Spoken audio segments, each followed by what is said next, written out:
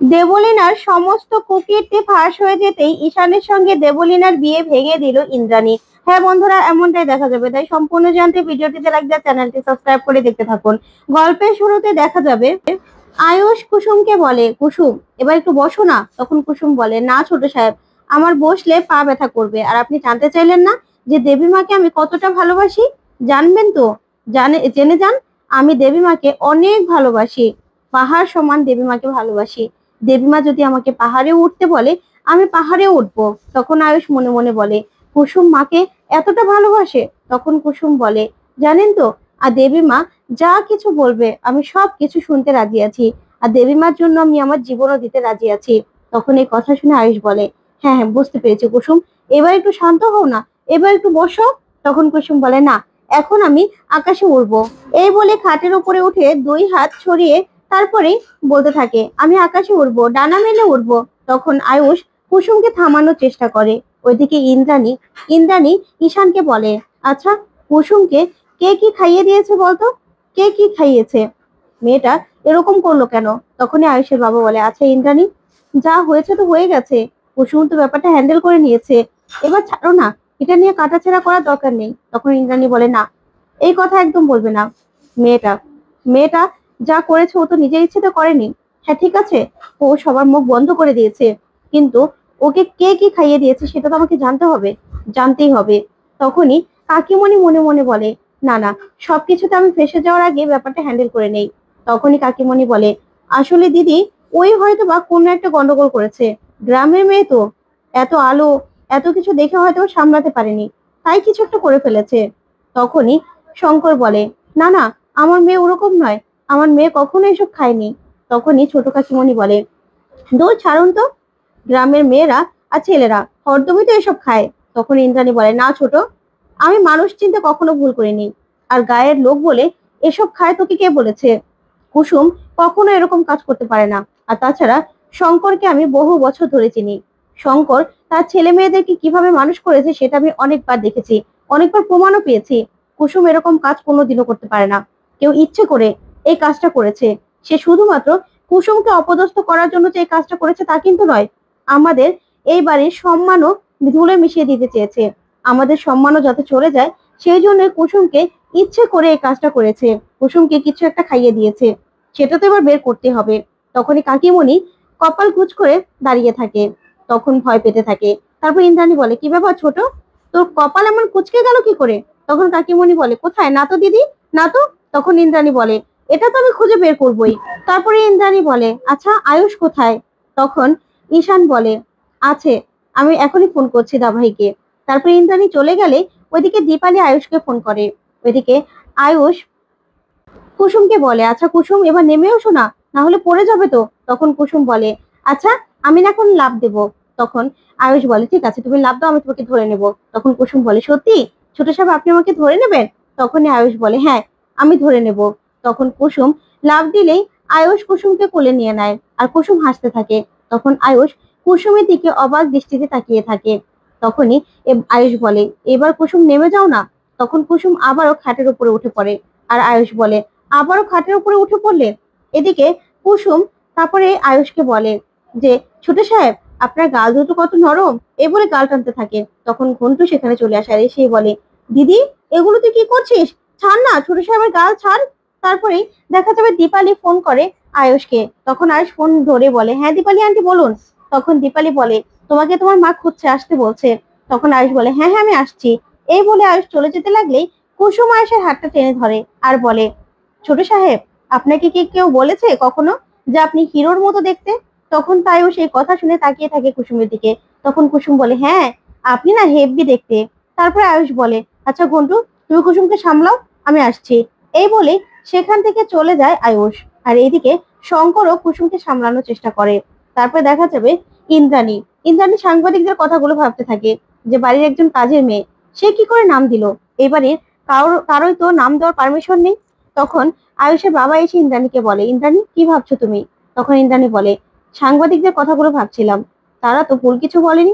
তখন আয়ুষের বাবা বলে, দেখো, ওরা হয়তোবা ভুল কিছু বলেনি ঠিক আছে, কিন্তু ওদের জিজ্ঞাসা করার ধরনগুলো যেন কেমন যেন ছিল, মনে হচ্ছিল কেউ যেন ইচ্ছে করে ওদেরকে শিখিয়ে দিয়েছে।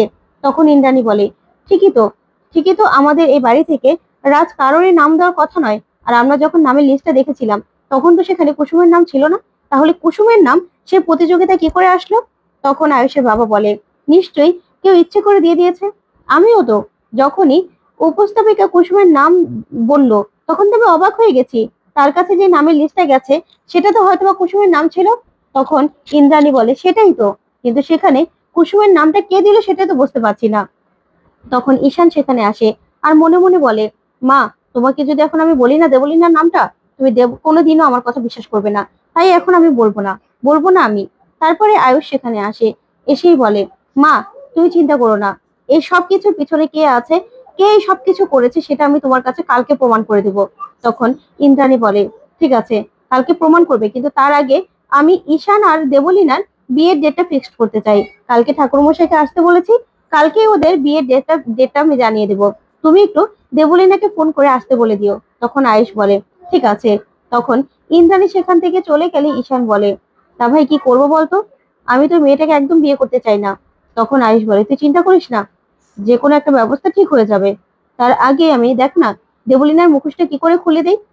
তারপর দেখা যাবে সকাল হয়। সকাল হলে কুসুম ঘুম থেকে উঠলে গন্টু আর কুসুমের বাবা কুসুমের দিকে তাকিয়ে থাকে। তখন কুসুম বলে, কি হয়েছে গন্টু, তোরা এরকম ভাবে আমার দিকে তাকিয়ে আছিস কেন? তখনই ঘন্টু বলে, শোন, তুই কালকে কি খেয়েছিলি বলতো? তখন কুসুমের বাবা বলে, কুসুম, তুই কালকে পার্টিতে কি খেয়েছিলি? তখন কুসুম বলে, পার্টি কি কালকে ছিল নাকি, পার্টি তো আজকে। তখন ঘন্টু বলে, না রে দিদি, কালকে রাতেই না পার্টি চলে গেছে। তখন কুসুম বলে, মিথ্যে কথা বলছো না তোমরা? তখন কুসুমের বাবা বলে, না কুসুম, কালকে পার্টি ছিল, আর পার্টি কালকে চলেও গেছে। তখন কুসুম বলে, কিন্তু আমার কেন মনে পড়ছে না কিছু, আমি তো কিছুই বুঝতে পারছি না, আমার কিচ্ছু মনে করছে না। তখন ঘন্টু বলে, তুই যা কালকে করেছিস। তখনই কুসুমের বাবা আর ঘন্টু সবটা কুসুমকে বলে। তখন কুসুম কিছুতেই কিছু বিশ্বাস করতে চায় না। ওইদিকে দেবলীনা ওঠা মাত্র দেবলীনার মা দেবলীনার জন্য নাস্তা নিয়ে আসে। তখন দেবলীনা বলে, মম, এসব এসব কেন? তখন দেবলীনার মা বলে, তোমার জন্য অনেক শাড়ি কালেকশন আছে, এসো এসো। তখন দেবলীনা খুশি হয়ে যায়। তারপর দেবলীনাকে আয়ুষ ফোন করলেই দেবলীনা বলে, মম, আমি তো চেয়েছিলাম ওই ইন্দ্রাণীর চোখের তারা আয়ুষকে বিয়ে করতে, কিন্তু কার সঙ্গে বিয়ে হচ্ছে? ওই বেকারটার সঙ্গে, ঈশানের সঙ্গে। তখনই দেবলীনার মা বলে, সেটা যার সঙ্গে বিয়ে হোক না কেন, তুমি তো ওই বাড়ির বউ হয়ে যাচ্ছ প্রিন্সেস, একই কথা, তুমি ফোনটাকে রিসিভ করো। তখন দেবলীনা ফোনটা রিসিভ করে বলে, হ্যাঁ আয়ুষ বলো। তখন আয়ুষ বলে, দেবলীনা, তুমি কি একটু আসতে পারবে? তোমাকে মা আসতে বলেছে। তখন দেবলীনা বলে, কেন, কোনো দরকার আছে? তখন আয়ুষ বলে, হ্যাঁ, তোমার আর ঈশানের বিয়ের ডেটটা আজকে ফিক্সড করবে, সেজন্য। তখন তো দেবলীনার মা খুব খুশি। আর দেবলীনা বলে, হ্যাঁ হ্যাঁ, আমি আসছি, তোমরা চিন্তা করো না। তখন ফোনটা রাখলে আয়ুষ বলে, আজকে আসুক না, আজকে দেবলীনার মুখোশটা খুলে দেব, সবকিছু প্রমাণ হয়ে যাবে যে সেদিন প্রতিযোগিতায় ওই কুসুমের নামটা দিয়েছিল। তখন ঈশান বলে, হ্যাঁ দা ভাই, আমি নিজে শুনেছি কুসুমের নামটা ওই দিয়েছিল। তখন আয়ুষ বলে, আমি জানি তো। তখন ঈশান বলে, কিন্তু ও যদি সবটা ডিনাই করে, সবটা যদি জাদুঘরে দোষ দিয়ে দেয়? তখন আয়ুষ বলে, আমার কাছে প্রমাণ রয়েছে, ও না যতই যতই অস্বীকার করুক না কেন, ও পার পাবে না। তারপরে দেখা যাবে ওইদিকে ওইদিকে ঈশান কুসুমের কাছে যায় আর গিয়ে বলে, একদম চুপ। তখন কুসুম বলে, কি হলো ছোট সাহেব? তখন ঈশান বলে, তুমি না তোমার দেবীমাকে এভাবেই বলেছিলে। তখন কুসুম বলে, না না, আমি এটা কখনোই করতে পারি না। তখন ঈশান বলে, আরো অনেক কিছু করেছো। তখন কুসুম বলে, তাহলে তো দেবীমা আমাকে এই বাড়ি থেকে তাড়িয়েই দেবে। তখন ঈশান বলে, না, তোমার প্রতি মা আরো খুশি হয়েছে, তুমি যা করেছো তুমি ঠিক কাজ করেছো, বুঝতে পেরেছো? আজকে দেবলীনার মুখোশটা সবার সামনে খুলে যাবে, একটু পরে দেবলীনা আসবে। তখন এই কথা শুনে খুশি হয়ে যায় কুসুম। আর ঈশান বলে, আমি যাই, আমারও আমারও কিছু কাজ বাকি রয়েছে।